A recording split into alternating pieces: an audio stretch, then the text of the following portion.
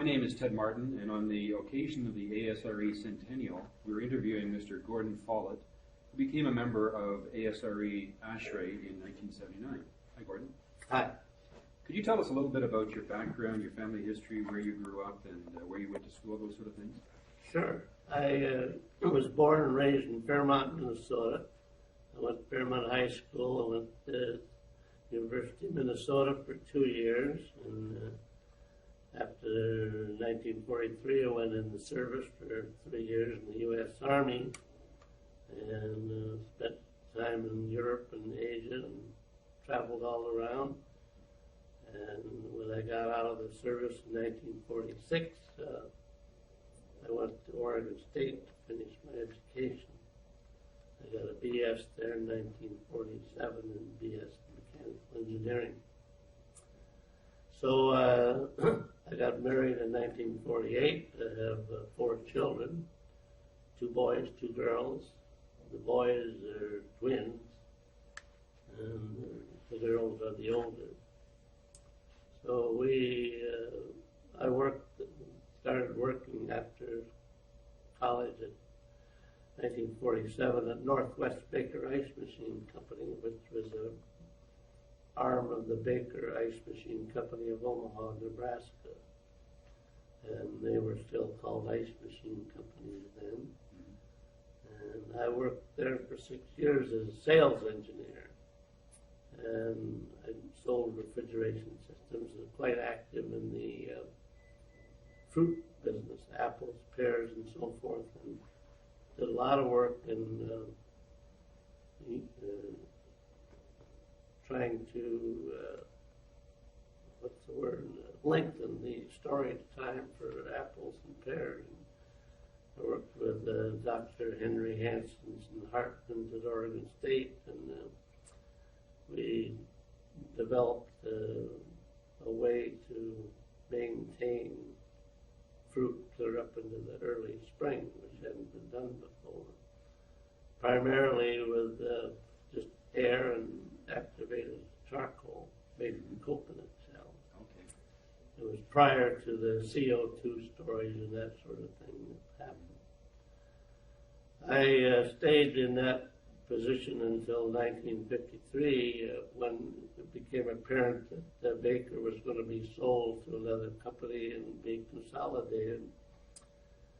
So I joined General Foods, and I went to the Walla Walla, Washington plant, and it was then the world's largest pea freezing plant. And I stayed there for 6 years. That was an interesting experience.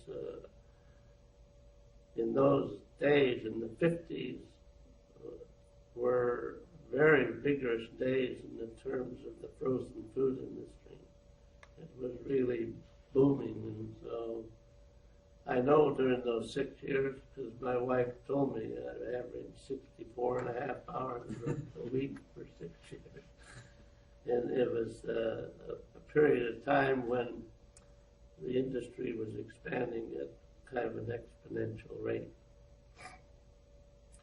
I was promoted from there. Do you want me to keep going? Yes, just keep going. Yes, yeah. Very interesting. Yeah, so I was promoted from that job in 1958, late 58, to be a Western engineering manager for the Birdseye Division plants in Oregon, Washington, Idaho, and California. There were about 7 plants at the time.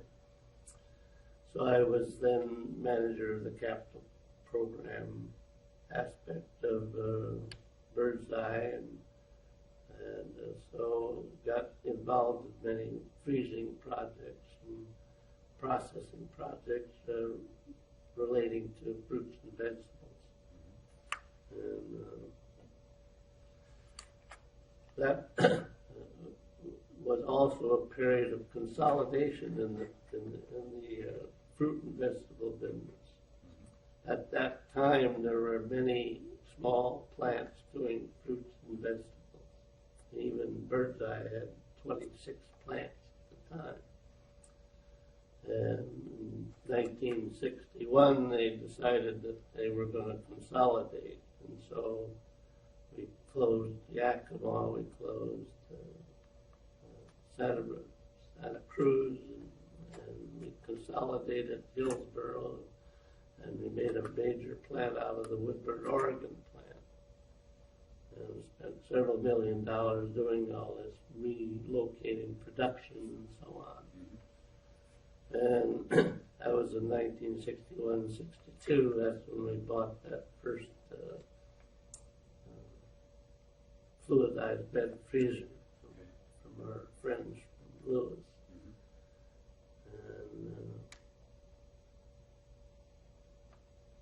that consolidation project was then completed in 62, and we increased the production at the Woodburn plant, and we built a 70,000 square foot cold storage plant, made a number of major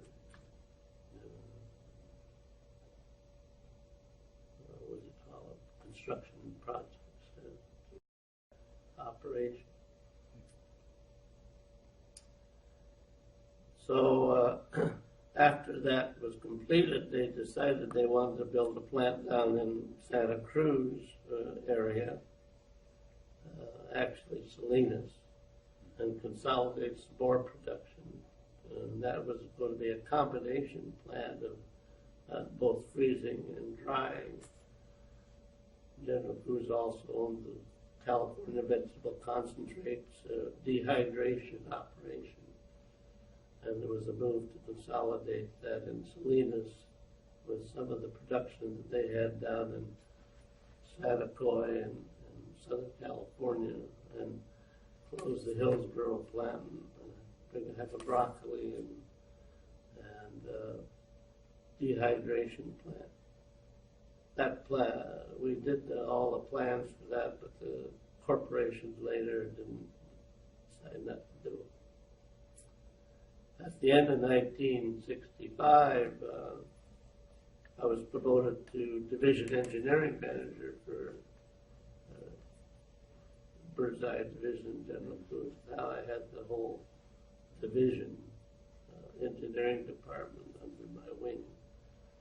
And one of the members of that, two members of that group were pioneers in the refrigeration engineering area.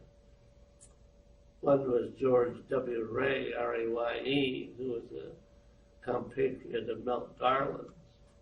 They met with each other at the office there in White Plains. And Garland then was about 71 or so, I think. And he wasn't going to retire either. But at any rate, the division engineering department did all of the engineering, including construction, in those days.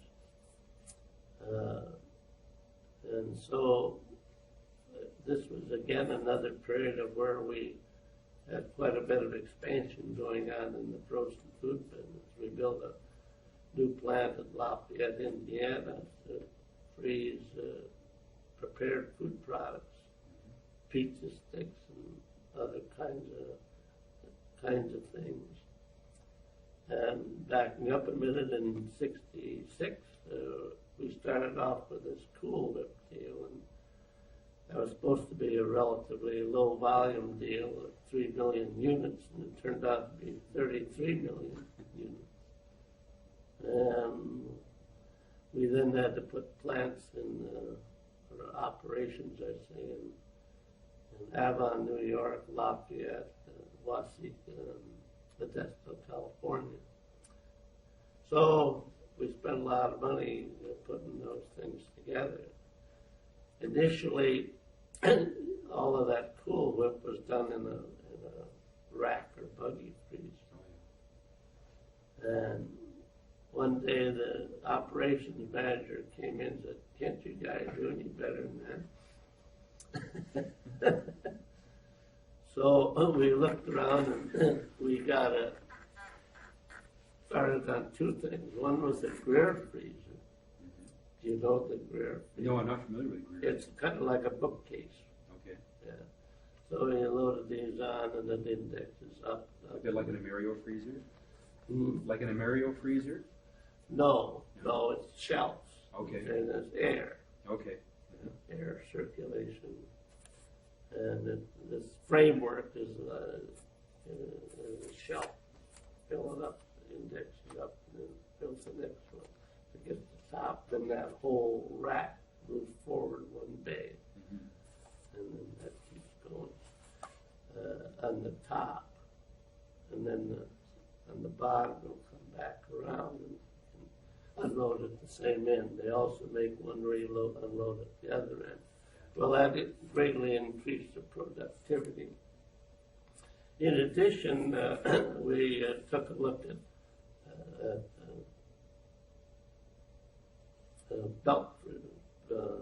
spiral belt freezers. There wasn't any spiral belt freezing, and there was just what they called the racetrack, like I.J. White made. Right. Well, that worked okay for the first one, but it wouldn't hold up in the low temperature because they were originally made for bakeries. Okay.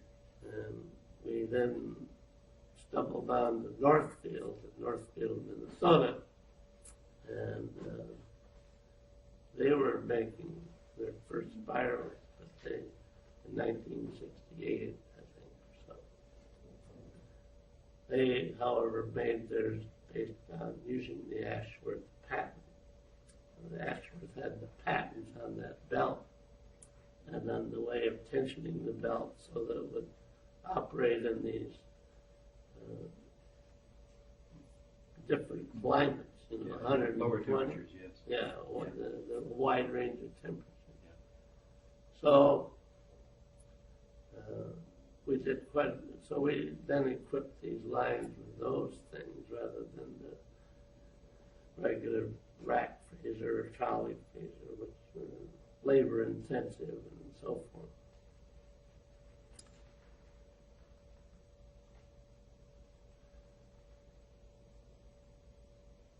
So I stayed with the Bird's Eye Division until 1973.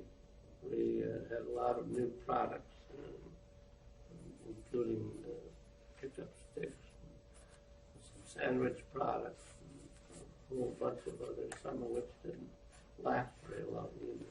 And where were you living at the time? In White Plains, I was living in New Canaan, Connecticut. Okay. And when I took the division engineering job, I was transferred to the White Plains office. Yes. So most people that worked in White Plains lived in Connecticut because of the tax situation. No New York State income tax. Connecticut didn't have an income tax. So what happened after 1973? In 1973, I was still with General Foods Corporation, and they had one of these McKinsey studies that these big corporations are wanting to do. And they decided it was time to centralize as opposed to decentralize. These are cycles these corporations go through. Maybe you're aware of that. I've seen it myself, yes. So we went into the consolidation phase on engineering, and so all these arrangements were, like I was division engineering manager with the Bird's Eye Division. Now I was in Central Engineering Services. And the same way with the Maxwell House guys and the Jello guys and whatever, we all filed in here to Central Engineering Services. Of course, that also allowed a certain cut in personnel because we didn't need all of these same people, which was true because each division staffs for its own work. Then there are periods when you don't have a full load, and other people have more than a full load. So it's just a horse sense kind of thing. Mm-hmm. So that's what I did from 74, I should, until 83. And I started out, I was in charge of the branch offices They had branches in, Branch engineering? yeah, Yes. Battle Creek, Lafayette, Modesto, Hoboken, etc. So I was in charge of those people that worked in these branch offices and now work for Central Engineering. And I did that for about 2 years, and then I became manager of energy conservation for General Foods in that same department. And that was one of my major accomplishments, that we went from 11% savings from 1974 energy on a per pound basis to a 31% improvement by in 3 years. And did you achieve a lot of that with the refrigeration system design? No, we treated, the big thing was turning of the screw. In other words, you're a plant manager and you're using X. And so Yes. I figured out a formula and you can save 7% next year. Just managing your business and so forth. So the better Turning off the lights and this sort of turn off the light. Don't let the motors run. Watch for steam leaks and all Watch those for wonderful steam things. leaks, steam traps, refrigeration system operates. Yes, there was some of that too, but it was kind of an overall thing. I see. I did that for 3 years until about 1980, at which time I became manager of design and energy resources. I managed the design department for General Foods, electrical, structural, mechanical, and also had the consulting engineers under my wing. And at that time I started that, we were still manual drafting, 1980. A lot of people were. But in 1981 we started with CAD. We made a study of various other engineering firms that were starting out in this stuff. And we picked AutoCAD and went for that. In fact, we built a special room and so forth for this thing to happen. Hired additional people to operate the CAD. And we found that the most important people to have operate CAD machines were people with manual dexterity and a normal amount of intelligence. And the best ones were musicians. That's interesting. Because they have a lot of manual dexterity and mind-hand coordination. So that was quite a revealing thing. I mean, just happenstance. Didn't realize that until we hired a few of them. So I managed the design function then for the last 2 years I was with the company. Actually, I was going to retire in 81 and start a consulting engineering business. And I'd already built a house in California. So they prevailed on me to stay another 2 years, and so I did. And I commuted between New York and California. I'd spent 2 weeks in White Plains and 1 week in California, and worked that until I retired in April of 83. And I started my one-person consulting engineering business. Okay. So how did you make that first step into refrigeration with that first company? Was it just happenstance, or was it something you looked to go into? You mean the Northwest Baker Ice Machine Company? Yes. I was interested in refrigeration from being a small boy. Don't ask me why. And as a matter of fact, I studied engineering on refrigeration and air conditioning, both through the service. I had a book that I carried around with me, air conditioning and refrigeration. It was by these two guys from Northwestern University. It's a famous textbook. So I studied that, and I was just interested in that. And when I was a kid, like I said, I worked at the Fairmont Canning Company. Yes. And I worked in the freezer department, loading frosters, loading frosters. I remember they had a cold storage room there, going backwards. But anyway, the floor was higher in the center than it was at the doorway. Yes. I remember this because I had to wheel these buttons. What's going on? Well, we just we'll go down next year and blah, blah. But when I came back to the service, I worked there for 6 months before I went back to Oregon State. And that damn thing was up there about 2 feet. And every year they just kept sawing off one of these wooden posts. Finally, they cut her down. So I was interested in the refrigeration business right off. And when I was at Oregon State, I had a professor there, Professor W.H. William Martin was his name. He was a mechanical engineering professor at Oregon State. And he was a member of the ASHRAE. In fact, he was wrote one of the chapters in the 42 handbook. Okay. And he was a very good professor. And I learned a lot from that. And so when I graduated, I went looking for a job in the refrigeration business. So you actively searched for a job in that area. Absolutely, yeah. So many of us fall into it just by... No, I didn't fall into that by, well, here's a job type thing. Yeah. And when did you join ASHRAE? I didn't join until 1979.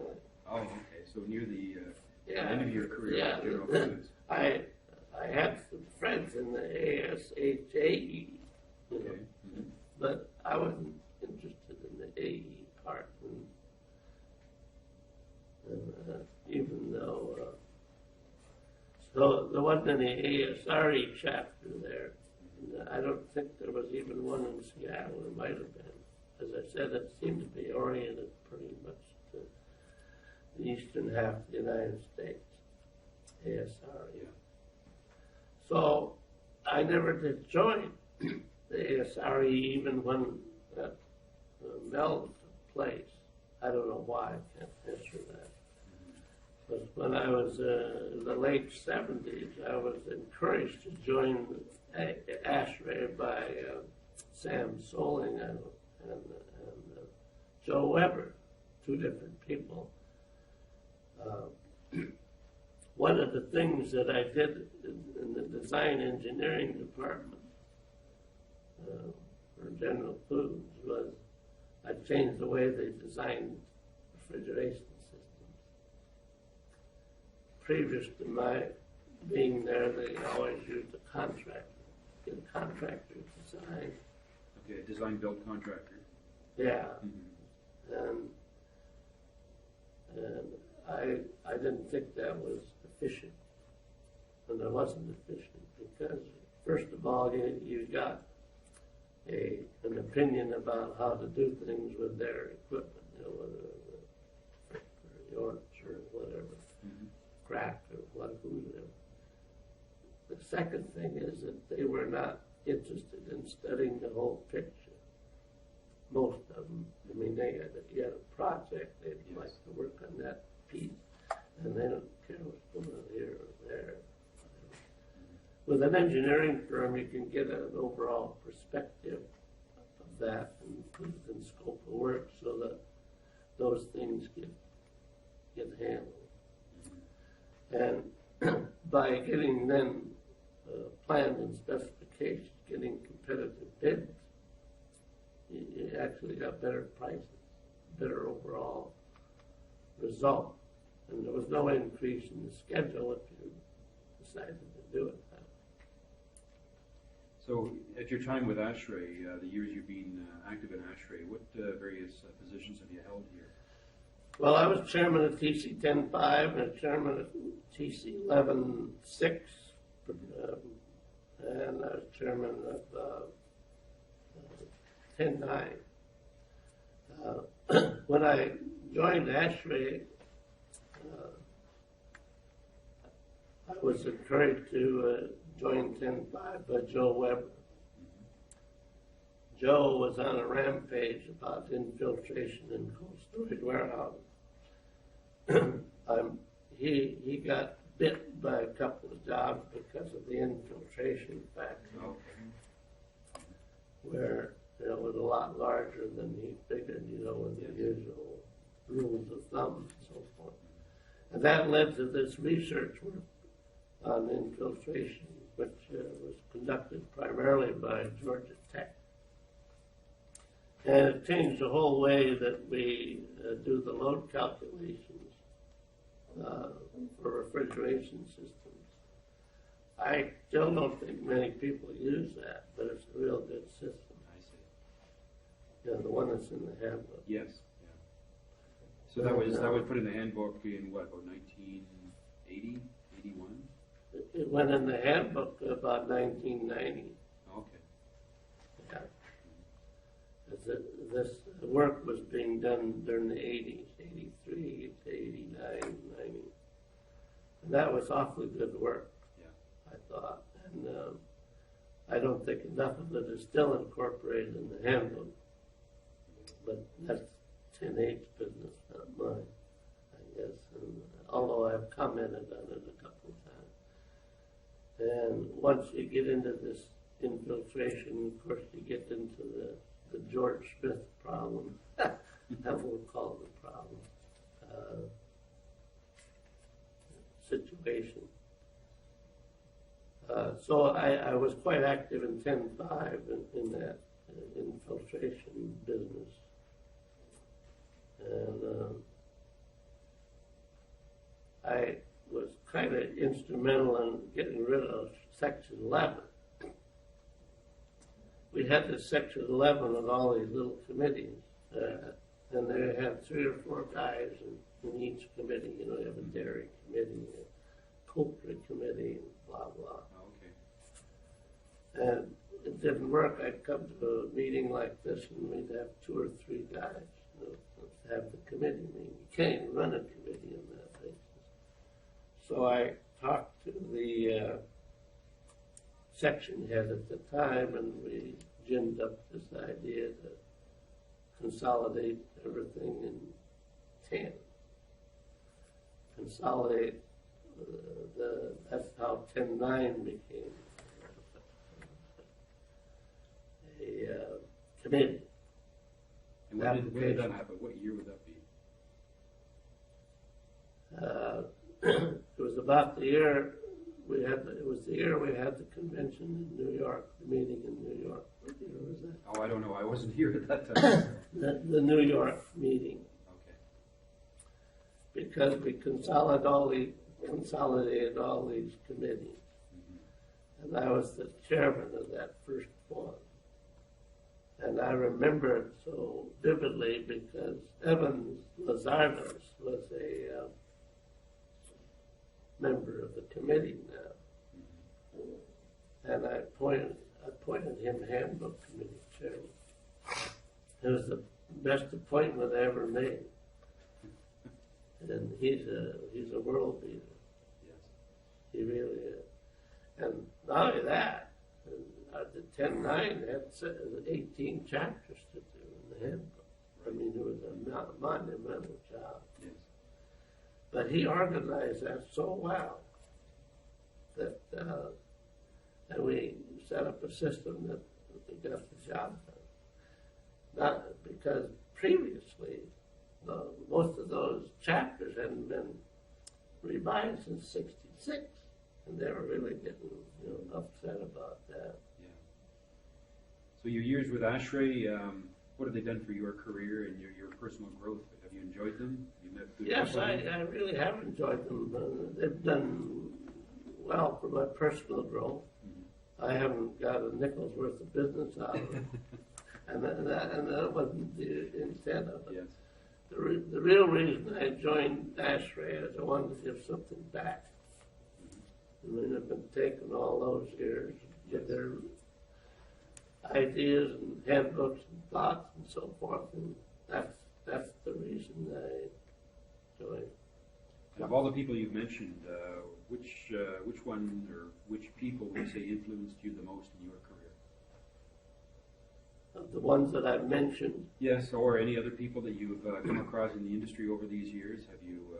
Is there one that really stands out as a real inspiration to you? yes, my first one, his name was Evan R. Morris, Dan Morris. He was the manager of the Portland branch of the Northwest Baker Ice Machine Company. He was an Omaha native that had moved out to Oregon during the war, and he was a friend of Vince Kaufman's, who ran the Northwest Baker Ice Machine outfit in Seattle. And Vince was also from Omaha, because Baker was from Omaha. And Vince Kaufman encouraged him to take this job after the war, and he did. And I went to work for him, and he was a marvelous teacher. I learned more from him than anything. His background was air conditioning, and he took that background from air conditioning and made it work in refrigeration. Real, and I had a lot of respect for that. He and I did a lot of work, as I said, relative to the fruit storage. He became quite an expert in that area. And what would you say to a young person starting out today in this field? What would you tell him? What would I tell him? I would tell him, I have that written down here. I have 2 minutes of tape left. Oh, really? Yes, sir. You know what I said? I said, be active, be active, be active. That pretty well sums it up. Yeah. Yeah, get involved in the industry. Get involved in the industry, get involved with their associations and so forth. And so I've been active in the local chapter. I'm in the back active in retail. Yes. And so it really pays dividends to be active, not only from your business point of view, but from your growth. You get a lot of good ideas by associating with your fellow people in the same business. Yeah. Well, very good. Thanks very much, Gordon. Okay. Pleasure meeting you. Pleasure meeting you.